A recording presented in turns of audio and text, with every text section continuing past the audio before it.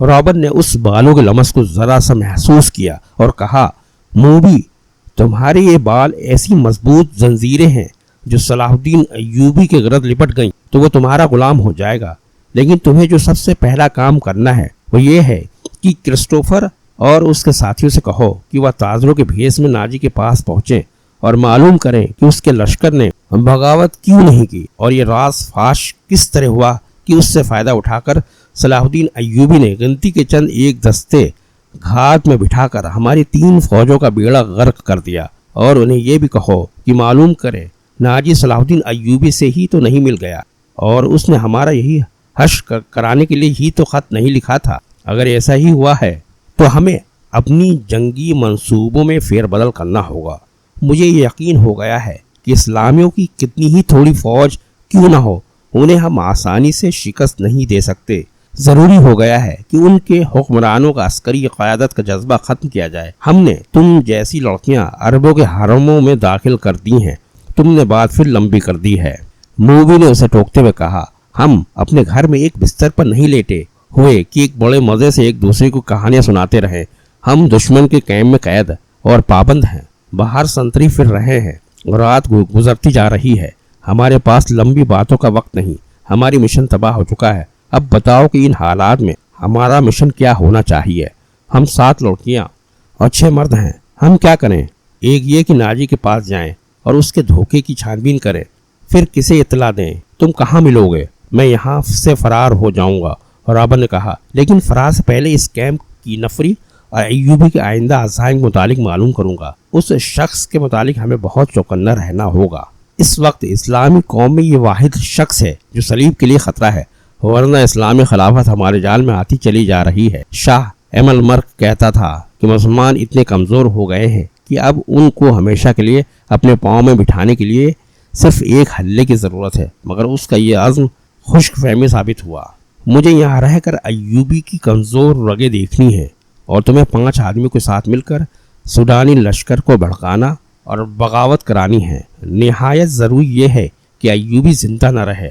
اگر وہ زندہ رہے تو ہمارے اس قید خانے میں زندہ رہے جہاں وہ عمر کی آخری گھڑی تک سورج نہ دیکھ سکے اور رات کو آسمان کا اسے ایک بھی تارا نظر نہ آئے۔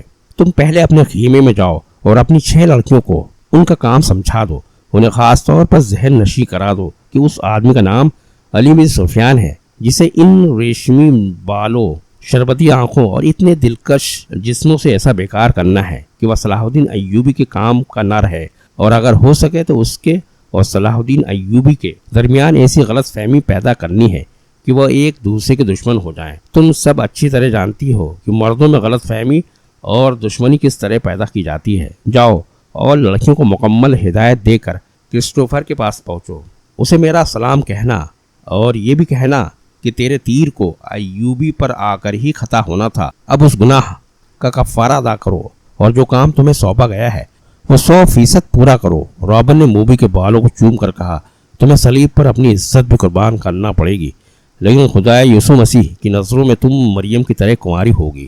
اسلام کو جڑ سے اکھاڑنا ہے۔ ہم نے یروشلم لے لیا ہے، مصر بھی ہمارا ہوگا۔ موبی رابن کے بستر سے نکلی اور خیمے کے پردے کے پاس جا کر پردہ اٹھایا، باہر جھانکا۔ اندھیرے میں اسے کچھ بھی نظر نہیں آیا۔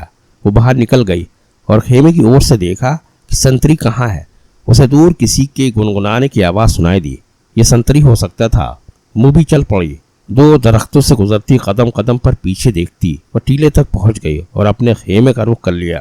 نصف راستہ طے کیا ہوگا کہ اسے 2 آدمیوں کی دبی دبی باتوں کی آوازیں سنائی دینے لگی۔ یہ آوازیں اس کے خیمے کے قریب معلوم ہوتی تھی۔ اسے یہ خطرہ نظر آنے لگا کہ سنتری نے معلوم کر لیا ہے کہ ایک لڑکی غائب ہے اور وہ کسی دوسرے سنتری کو یا اپنے کمانڈر کو بلا لایا ہے۔ اس نے سوچا کہ خیمے کے جانے کے بجائے اپنے ان 5 ساتھیوں کے پاس چلی جائے جو مراکشی تاجروں کے بھیس میں کوئی 1.5 میل دور خیمہ زن تھے، مگر اسے یہ خیال بھی آ گیا کہ اس کی گمشدگی سے باقی لڑکیوں پر مصیبت آ جائے گی۔ وہ تھیں تو پوری چالاک، پھر بھی ان پر پابندیاں سخت ہونے کا خطرہ تھا اور کوئی چارہ کار بھی نہ تھا۔ موبی ذرا اور آگے چلی گئی تاکہ ان 2 آدمیوں کی باتیں سن سکے۔ ان کی زبان وہ سمجھتی تھی، یہ تو اس نے دھوکہ دیا تھا کہ وہ سسلی کی زبان کے سوا اور کوئی زبان نہیں سمجھتی۔ وہ آدمی خاموش ہو گئے۔ मूवी दबे पांव आगे बढ़ी। उसे बाएं तरफ कदमों की आहट सुनाई दी। उसने चौंक कर देखा। दरख्तों के दरमियान उसे एक साया जो किसी इंसान का था जाता नजर आया। उसने रुख बदल लिया और टीले की तरफ आने लगा। मूवी कोई खतरा मोल नहीं लेना चाहती थी। वह टीले पर चढ़ने लगी। टीला ऊंचा नहीं था, फौरन ही ऊपर चली गई। वो थी तो बहुत होशियार, लेकिन हर इंसान हर कदम पर पूरी एहतियात नहीं कर सकता। वह टीले की चोटी पर खड़ी हो गई। उसके पसे मंजर में सितारों से भरा हुआ आसमान था। समंदर और सेहरा की फिजा और रात को आईने की तरह शफाफ होती है। दरख्तों में जाते हुए आदमी ने टीले की चोटी पर टंडमुंड दरख्त के तने की तरह एक साया देखा। मूवी ने पहलू उस आदमी की तरफ कर दिया। उसके बाल खुले हुए थे, जिन्हें उसने हाथ से पीछे किए। उसकी नाक, सीने का उभार और लंबा लबादा तारीकी में भी रास फाश करने लगा। ये आदमी रात के संतरियों का कमांडर था। वो आधी रात के वक्त कैंप की गश्त पर निकला और संतरियों को देखता फिर रहा था। ये संतरियों की तब्दीली का वक्त था। कमांडर इसलिए ज्यादा चौकस था कि सुल्तान अय्यूबी 3 सालारों के साथ कैंप में मौजूद था। सुल्तान डिसिप्लिन का बड़ा ही सख्त था। हर किसी को हर लम्हा कोई खतरा लगा रहता था कि सुल्तान रात को उठकर गश्त पर आ जाएगा। सलाहुद्दीन अय्यूबी के दौर की सच्ची और हकीकी कहानियां सुनने के लिए हमारे इस चैनल को सब्सक्राइब करें। शुक्रिया, मेहरबानी।